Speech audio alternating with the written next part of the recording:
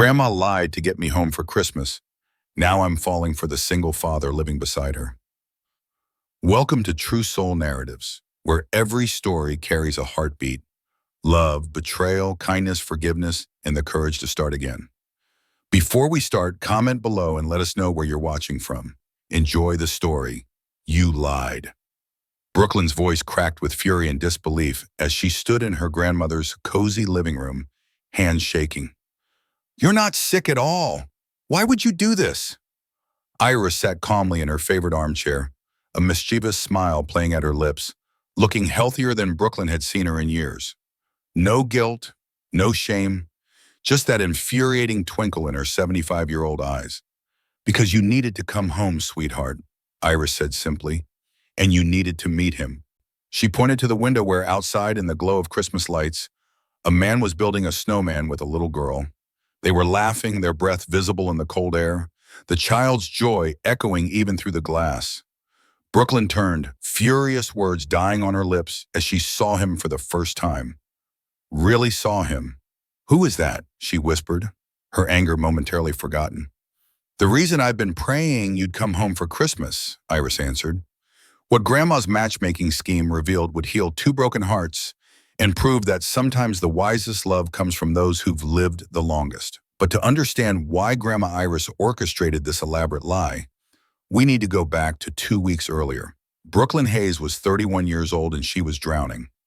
Not literally, but in the kind of slow suffocation that comes from building a life that looks perfect on the outside while feeling empty on the inside.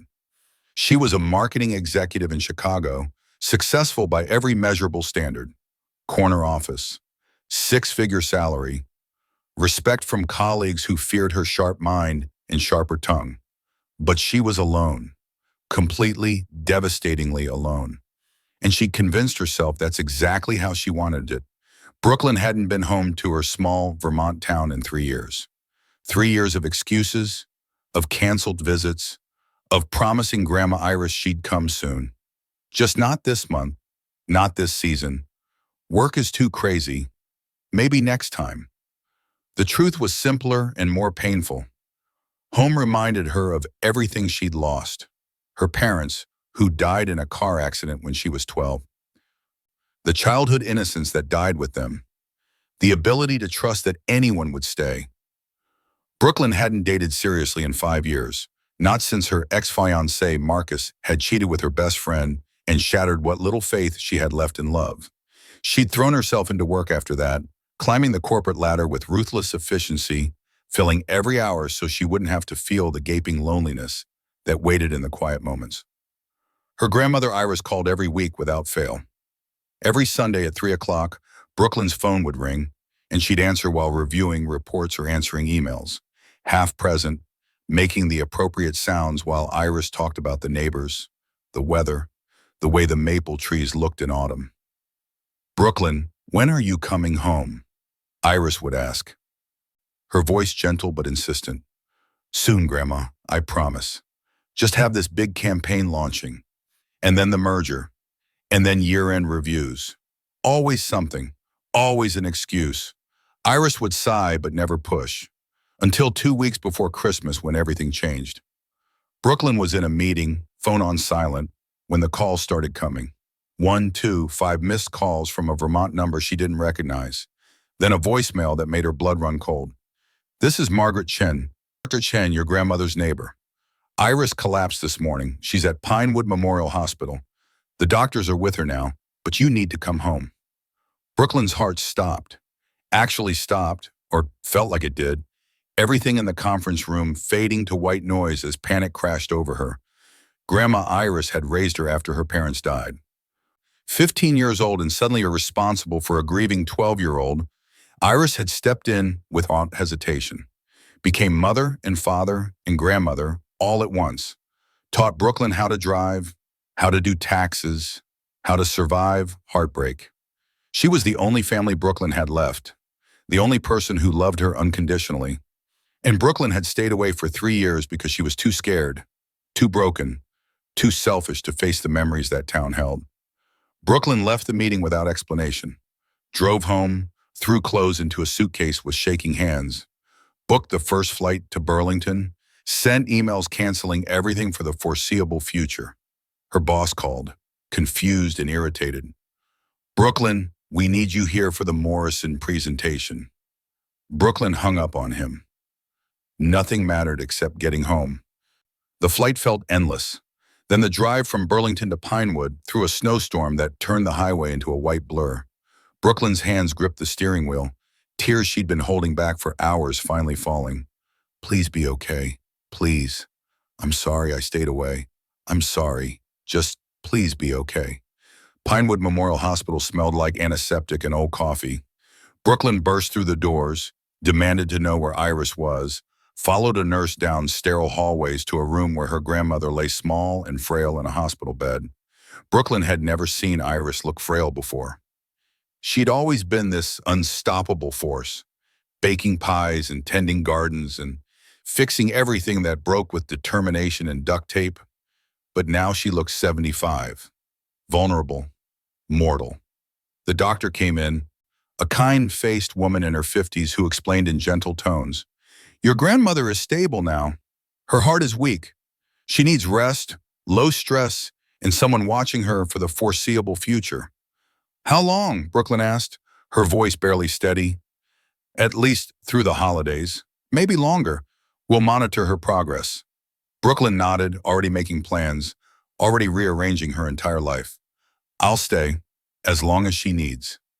Iris, in the hospital bed, opened her eyes at Brooklyn's voice. Her face was pale, but her eyes had that familiar sparkle, that warmth Brooklyn had been running from for 3 years. "My sweet girl," Iris whispered, reaching out a shaky hand. "You came home." Brooklyn took her grandmother's hand and fought back tears. "Of course I came. I'm so sorry I stayed away so long." 2 days later, Brooklyn moved into Iris's cottage on Maple Street. The house was exactly as she remembered. Cozy, cluttered with memories. Christmas decoration already up, even though Iris had supposedly been too weak to put them there herself. The small Vermont town was unchanged, frozen in time like a snow globe. Same storefronts, same faces, same quiet rhythm that had driven teenage Brooklyn crazy, but now felt oddly comforting. Iris insisted on coming home from the hospital. "I'll recover better here, in my own bed, with my own things." Brooklyn couldn't argue, just set up a care schedule, took a leave of absence from work, prepared to spend Christmas in the town she'd been avoiding. The first night back, Brooklyn unpacked in her old bedroom. Same floral wallpaper, same creaky bed, same window that looked out over the side yard and into the neighbor's property. She heard laughter, child's laughter, bright and unfiltered, cutting through the quiet of the winter evening. Brooklyn walked to the window and looked out. Next door, in the glow of Christmas lights strung along a porch railing, a man was building a snowman with a little girl. The child was maybe 6, bundled in a purple coat, her dark curls escaping from under a knit hat. The man was tall, broad-shouldered, patient as he helped her roll the base of the snowman, laughing when she threw snow at him. They looked happy, complete, like a Norman Rockwell painting of everything Brooklyn had convinced herself she didn't want. Something about the scene made Brooklyn's chest ache in a way she hadn't felt in years. The loneliness she'd been successfully ignoring, burying under work and emails and strategic plans, crashed over her with devastating force. She stood at that window watching strangers build a snowman and cried for the first time since the night Marcus left. Cried for her parents, for the family she'd lost, for the life she'd built that felt more like a prison than freedom, for the connection she'd been too scared to reach for. If this story is touching your heart, subscribe to True Soul Narratives for more tales of healing, hope, and unexpected second chances. The man next door was Finn Callahan, though Brooklyn didn't know his name yet. 34 years old, single father, carrying grief that had shaped the last 6 years of his life. His daughter Harper was his entire world, but she was also a constant reminder of what he'd lost. His wife had died giving birth to her. Complications no one saw coming, bleeding they couldn't stop. And suddenly Finn was a father and a widower in the same devastating moment. He'd held his newborn daughter while his wife's body grew cold in the next room. Harper had never known her mother, would never know the woman who'd given her life. And Finn carried guilt that aided him in the quiet moments. His daughter existed because his wife didn't. Joy and grief tangled so tightly he couldn't separate them. 6 months ago, Finn had moved to Pinewood for a fresh start. Quieter life for Harper, away from the city where every corner held memories. He worked remotely as a graphic designer, made enough to support them, spent his days being both mother and father to a little girl who asked hard questions he didn't know how to answer. "Why don't I have a mommy like other kids?" Harper would ask, her 6-year-old face so serious it broke him. "You do have a mommy, sweetheart. She's in heaven." "But why? Why did she have to go there?" Finn never had good answers, just hugs and reassurances that felt out hollow even as he gave them. When they'd moved in next door to Iris, the elderly woman had adopted them immediately, brought over cookies, offered to watch Harper after school, treated them like family. Iris reminded Finn of his own grandmother, the one who'd raised him when his parents couldn't. Harper had latched onto Iris instantly, called her Miss Iris, brought her drawings, asked her all the questions about life and love and loss that Finn couldn't answer.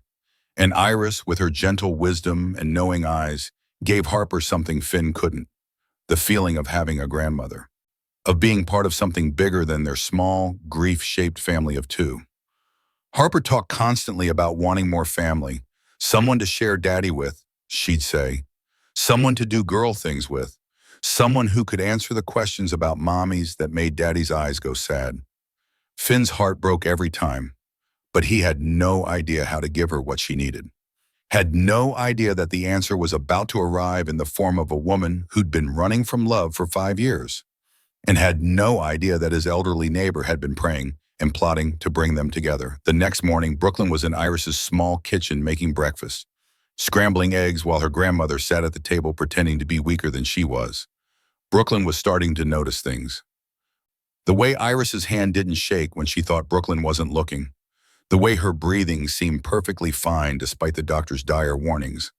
But Brooklyn pushed the suspicions aside, focused on the task at hand, tried not to think about the man building snowmen next door. Then came a knock at the door. Brooklyn wiped her hands on a towel and opened it to find him standing there. Finn, though she didn't know his name yet. Up close, he was even more striking than he'd been from her window. Tall, with kind eyes that crinkled at the corners, a gentle smile, dark hair dusted with snowflakes. And beside him, holding his hand with complete trust, was the little girl from last night, Harper. "We heard you were home taking care of Iris," Finn said, holding out a container of homemade soup. "Thought you could use this." Something in Brooklyn's chest flipped, a sensation she hadn't felt in so long, she'd almost forgotten what attraction felt like. "Thank you," she managed, taking the container, trying not to notice how his fingers brushed hers, how that brief contact sent warmth through her cold hands. "I'm Finn," he said. "This is Harper. We live next door." "Miss Iris is my best friend," Harper announced, bouncing slightly on her toes. "Are you her granddaughter?" Brooklyn couldn't help but smile at the child's enthusiasm, the pure joy radiating from her. "I am. I'm Brooklyn." There was a moment, brief but charged, where Brooklyn and Finn just looked at each other. Awareness crackling in the cold air between them. Recognition of something neither was ready to name. Both looked away quickly, awkwardly, like teenagers caught staring. "Well," Finn said, clearing his throat, "if you need anything, we're right next door. Anything at all." Brooklyn nodded, words stuck in her throat, and watched them walk away, Harper chattering about the snowman they'd built. When she closed the door, Iris was smiling knowingly from the kitchen table. "Nice young man, isn't he?" Brooklyn ignored her, but her grandmother's knowing look followed her all morning. Over the next week, Finn became a constant presence in ways that felt both natural and impossible to ignore. He shoveled Iris's driveway without being asked, showing up early in the morning before Brooklyn was even dressed, clearing the snow that had fallen overnight. When Brooklyn's car wouldn't start in the brutal Vermont cold, Finn appeared with jumper cables and patient hands, fixing it while Brooklyn stood there feeling useless and oddly cared for. Harper visited daily, bringing drawings for Iris, her bright presence filling the cottage with laughter, and Brooklyn found herself looking forward to seeing them. Found herself checking the window at certain times of day, found herself making excuses to be outside when Finn was clearing his own driveway, or bringing in firewood, just so they could talk over the fence. Small conversations at first, the weather, the town, superficial things, but slowly growing deeper, more honest, more real. "I'm glad Iris has you here," Finn said one afternoon, both of them standing in their respective yards, breath fogging in the December air. "She talks about you all the time." Brooklyn felt guilt twist in her stomach. "I should have come home sooner." Finn's expression was kind, understanding. "You're here now, that's what matters." And something about the way he said it made Brooklyn believe it might be true. But one week into her stay, Brooklyn started noticing things about Iris that didn't add up. Her grandmother seemed fine. Better than fine, actually. Not struggling to breathe, not weak, not acting like someone whose heart was failing. And then Brooklyn came home early from the grocery store one afternoon and heard music coming from Iris's bedroom. Loud music, upbeat music, the kind you exercise to. Brooklyn crept up the stairs, pushed open the door, and froze. Iris was doing jumping jacks in the middle of her bedroom, arms and legs moving with the energy of someone half her age, not even breathing hard. Iris saw Brooklyn in the doorway and stopped mid-jump, guilt flashing across her face. "Oh, you are home early." Brooklyn crossed her arms, suspicious forming into certainty. "Grandma, what are you doing?" "Just some light stretching," Iris said, not even bothering to make the lie convincing. "Light stretching," Brooklyn repeated flatly. Iris just smiled, that mischievous twinkle back in her eyes. Brooklyn said nothing, but she tucked this information away, the pieces of a puzzle she wasn't quite ready to solve. Harper started coming over after school, her purple backpack bouncing as she ran across the snowy yard between the houses. Brooklyn helped her with homework at the kitchen table. Simple addition and reading exercises that made Harper's face scrunch up in concentration. She read to her from the children's books Iris kept on the shelf, books Brooklyn had loved as a child, their pages worn from years of reading. "I wish I had a mommy like you," Harper said one afternoon. The words casual but devastating. Brooklyn's heart clenched painfully. "I'm sure you will someday, sweetheart." Harper looked at her with those two knowing, 6-year-old eyes. "My daddy needs someone too. He gets sad when he thinks I'm not looking." Brooklyn realized in that moment that Finn was lonely, just like her, carrying his grief the way she carried her inability to trust. Two broken people living next door to each other, both convinced they were fine alone. One evening, about 10 days into Brooklyn's stay, Iris suddenly claimed to be feeling worse. Weak, dizzy, couldn't possibly be left alone. Brooklyn was suspicious, but before she could argue, there was a knock at the door. Finn, looking apologetic. "Iris called me," he said. "Asked if I could take you to the town Christmas festival. Said you've been cooped up here and need to get out." "I'd love the company if you're interested." Harper's already in the car, so excited she can barely sit still. Brooklyn looked at Iris, who was suddenly the picture of frailty again, lying dramatically on the couch. "Go, dear. I'll be fine. You need a break." Brooklyn wanted to call out the obvious manipulation, but something in her wanted to go. Wanted to spend time with Finn, wanted to see what it felt like to not be alone for a few hours. The festival was magical in that small-town Christmas way Brooklyn had forgotten existed. Main Street transformed into a winter wonderland, lights strung between buildings, vendors selling hot chocolate and roasted chestnuts, carolers in Victorian costumes, children running between their parents' legs, shrieking with joy. Harper ran ahead to see Santa, leaving Brooklyn and Finn to walk together through the falling snow. They talked, really talked, for the first time. About Chicago, about grief, about the ways life breaks you and you have to decide whether to stay broken or rebuild. Finn told her about his wife, the words coming, slowly, painfully, like he hadn't spoken them aloud in years. "She died giving birth to Harper. Complications. I held my daughter for the first time while my wife was dying in the next room." Brooklyn's throat tightened. "I'm so sorry. I've carried this guilt," Finn continued, his voice rough. "That Harper exists because her mother doesn't. That my daughter's life cost my wife's life." Brooklyn stopped walking, turned to face him fully. "That's not your fault.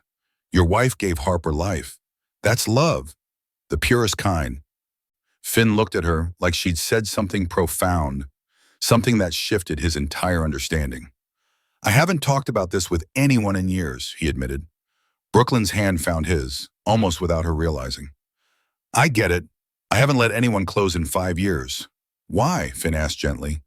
Because the last person I trusted destroyed me, Brooklyn said, the truth spilling out easier than it should have.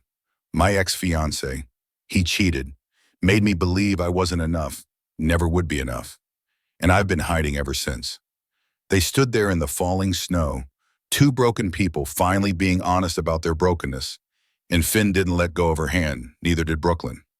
They found Harper at the Santa station, bouncing with excitement. What did you wish for? Finn asked, crouching down to her level. Harper looked at Brooklyn, then back at her father, a secretive smile crossing her small face. It's a secret, but I think Santa heard me. Brooklyn and Finn exchanged a look over Harper's head, something unspoken but powerful passing between them.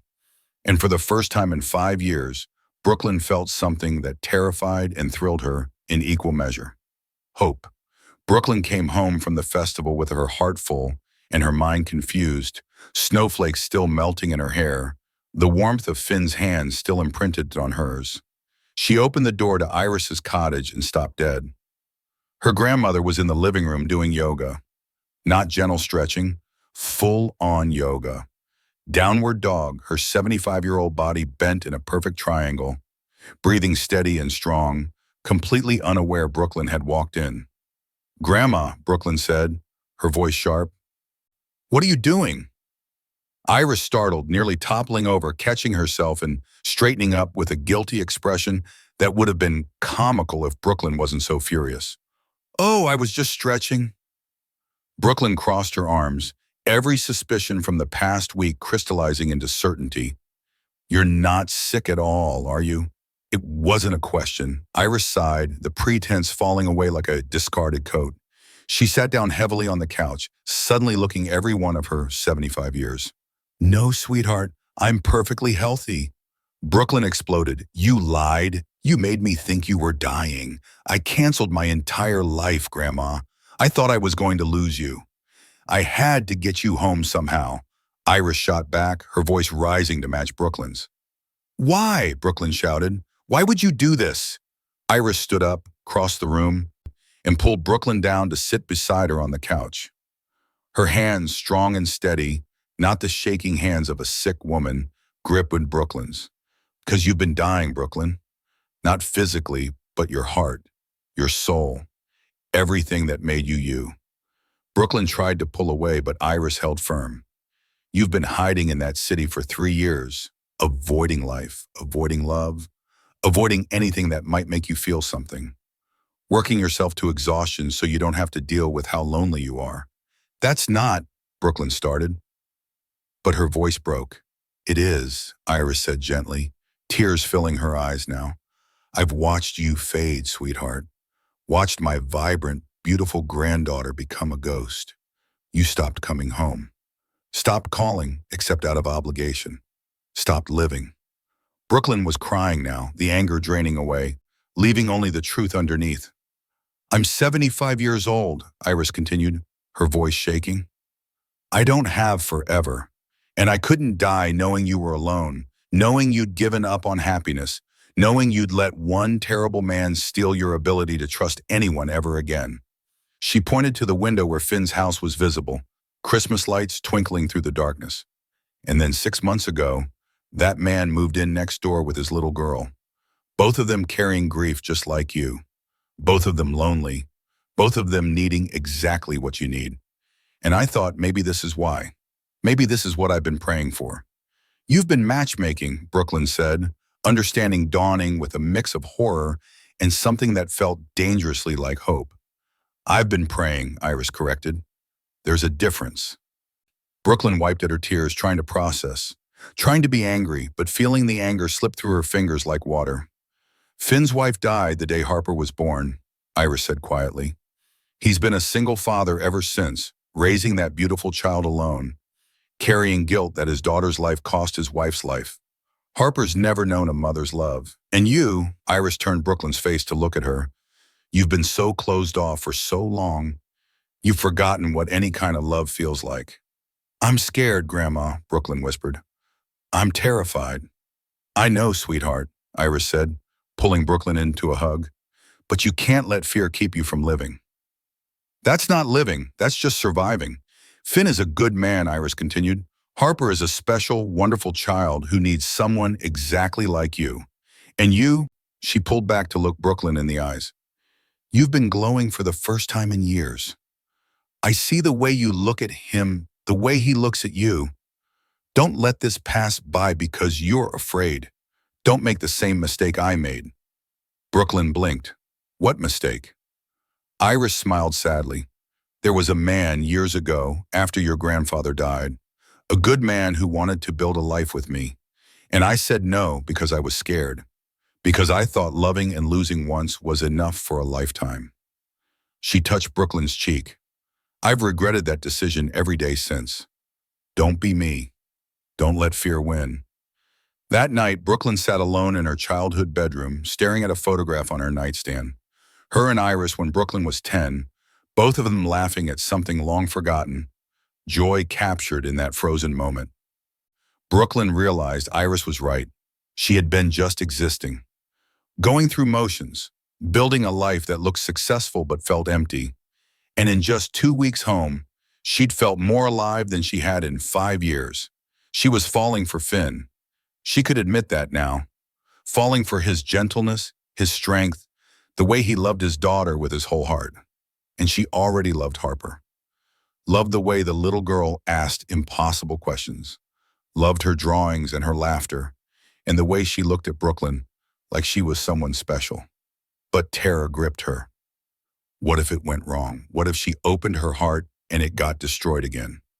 What if she wasn't enough for them? What if she failed Harper the way she felt like she'd failed everyone she'd ever loved? Brooklyn picked up the photograph, traced her younger self's face, remembered what Iris used to say when Brooklyn was scared of trying something new. The biggest risk is not taking one at all. She made a decision. Christmas Eve arrived cold and clear.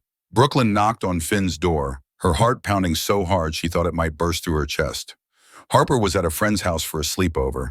Iris had informed her with that knowing smile. You should talk to Finn alone. Now Brooklyn stood on his porch, terrified, determined, hoping she wasn't about to make the biggest mistake of her life. Finn opened the door, surprise and hope crossing his face in equal measure. Brooklyn, hi. Hi, Brooklyn said, her voice shaking. Can we talk? They sat on his porch swing, snow falling softly around them, Christmas lights from neighboring houses casting colored shadows across the white ground. Brooklyn took a breath. My grandmother lied to get me home. I know, Finn said quietly. Brooklyn's head snapped up, shock replacing nervousness. You know, she told me 2 weeks ago she was planning to have a health scare, Finn admitted, looking sheepish. Asked if I'd help her convince you to stay. Brooklyn was speechless. You knew, this whole time.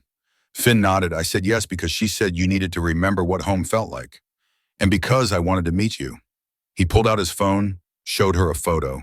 Brooklyn in her corporate headshot, professional and polished and completely closed off. She showed me this. Told me you were brilliant and kind and heartbroken. Told me you'd been running from life for 3 years and she was going to bring you home. And I thought maybe we could heal each other. I'm terrified, Brooklyn admitted, tears starting to fall. Me too, Finn said, taking her hand. But Harper's been happier this past 2 weeks than I've seen her in months. She talks about you constantly, asks when Miss Brooklyn is coming over, if you'll read to her again, if you'll help her make cookies. And his voice broke slightly. I haven't felt this alive since before my wife died. You make me remember there's more to life than grief, that it's okay to move forward, that loving someone new doesn't mean forgetting someone who's gone. Brooklyn was crying fully now. I don't know if I can be what you need, what Harper needs. I don't know if I'm capable of that. I just need you to try, Finn said, his thumb brushing away her tears. That's all. Just try. We'll figure it out together. No expectations, no pressure, Just you, me, Harper, and seeing where this goes. He took both her hands now. Will you stay? Not just for Christmas. Stay. Come back. Build a life here. See if maybe your grandmother was right.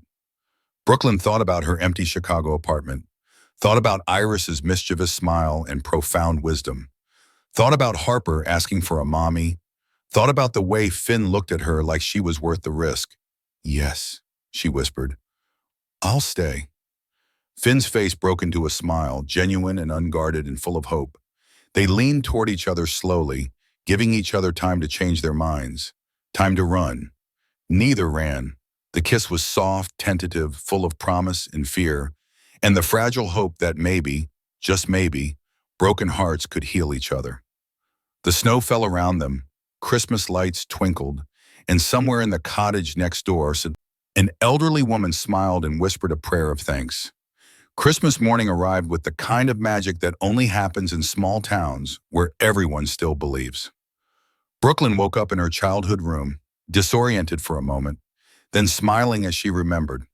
Last night, the porch, the kiss, Finn, the promise she'd made to stay. Then she heard laughter drifting up from downstairs. Not just Iris's laugh, but others. A child's giggle, a man's deep chuckle. Brooklyn pulled on her robe and padded down the stairs, following the sounds and the smell of coffee and cinnamon rolls. She stopped in the doorway of the kitchen, her heart doing something complicated in her chest. Finn stood at the stove flipping pancakes, Harper sat at the table coloring, and Iris was pulling a tray of fresh cinnamon rolls from the oven. They looked like a family, like they belonged together, like this had always been the plan. You're here, Harper shrieked, abandoning her coloring and launching herself at Brooklyn with the full force of 6-year-old enthusiasm. Brooklyn caught her, stumbling slightly, wrapping her arms around the small body and feeling something settle in her chest, something that felt dangerously like home. Finn turned from the stove, spatula in hand, that gentle smile crossing his face. Hope you don't mind. Iris invited us over for Christmas breakfast. Iris winked from across the kitchen, her eyes twinkling with mischief and satisfaction. Merry Christmas, darling. Brooklyn laughed through the sudden tears in her eyes. Merry Christmas, Grandma. After breakfast, they exchanged gifts in Iris's small living room. The Christmas tree. Brooklyn remembered decorating as a child, now surrounded by 4 people instead of 2. The gifts were small, meaningful, chosen with care. Harper presented Brooklyn with a drawing she'd been working on in secret, her face serious with the importance of the moment. I made this for you. Brooklyn unfolded the paper carefully. 4 figures drawn in crayon, holding hands, a tall man, a little girl, a woman with long hair, and an elderly woman with glasses. Labels underneath in Harper's careful handwriting. Daddy, me, Brooklyn, Miss Iris. This is you, me, Daddy, and Miss Iris, Harper explained, pointing to each figure. We're a family now, right? Brooklyn couldn't speak past the lump in her throat. She pulled Harper into a hug and cried happy tears into the little girl's dark curls while Finn and Iris pretended not to notice. Finn's gift to Brooklyn was wrapped simply, a small box that felt significant in her hands. She opened it to find an ornament, delicate glass shaped like a tiny house, with one word engraved on it. Home.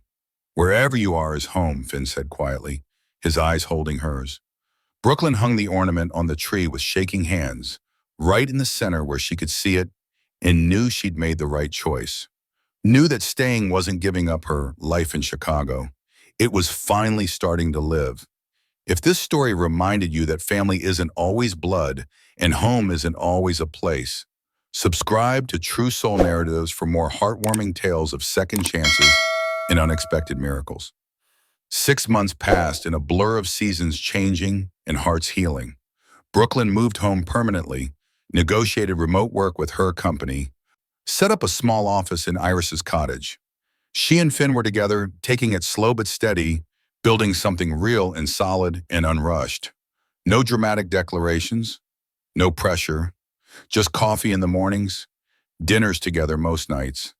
Harper running between the 2 houses like they were one. Harper called her Brooklyn, never pushing for more, But the way she looked at her said everything words couldn't. Like Brooklyn was everything.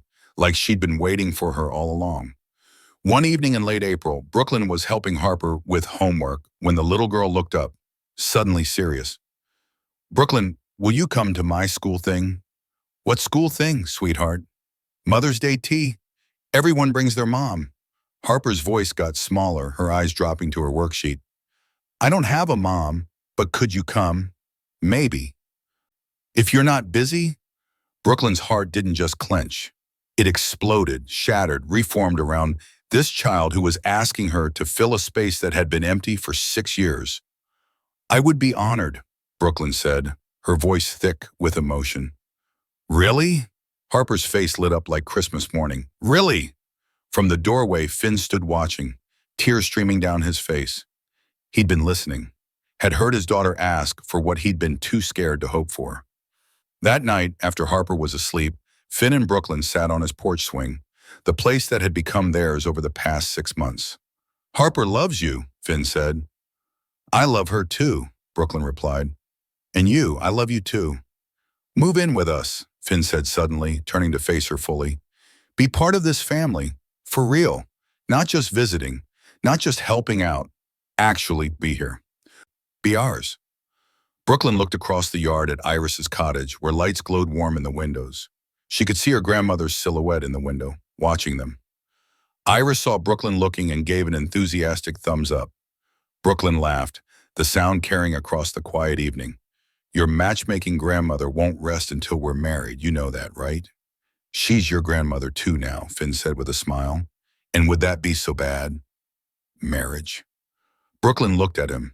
This man who'd taught her that broken hearts could heal, that love after loss was possible, that family could be chosen and built, and real.